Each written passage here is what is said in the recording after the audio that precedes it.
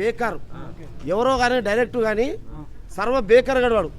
పైసలు సినిమా టికెట్కి 350 రూపాయలు పెట్టుకుని వచ్చిన నేను ఎన్టీఆర్ ఫ్యాన్స్నే అని, కానీ సినిమా దున్నికి వచ్చిన సర్వ బేకార్ సినిమా.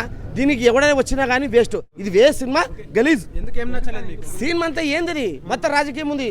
వాడు ఎట్లా డ్యాన్స్ అయిన స్టెప్పులు, వాడు ఏదో తిక్కుది యాక్టింగ్ బేక వేస్ట్. సీన్ మొత్తం చెత్త బేకారు. అస్సలు బ్లాక్ కాదు. టికెట్ వేస్ట్, పైసలు వేస్ట్. దానికి సాంగ్స్ లేవు, ఏం సరిగ్గా లేదు. ఆ స్టెప్ చేస్తే ఇప్పుడు మీరు నవ్వుతారు. ఇప్పుడు ఫైట్స్ కూడా ఏం లేదు. ఫైట్స్ కూడా గబ్బే చెత్త బేకార్ సినిమా. సూపర్ దానమ్మ దాన్ని దాటిపోతుంది. దానమ్మ కలెక్షన్ గుద్దవాళ్ళు అవుతుంది.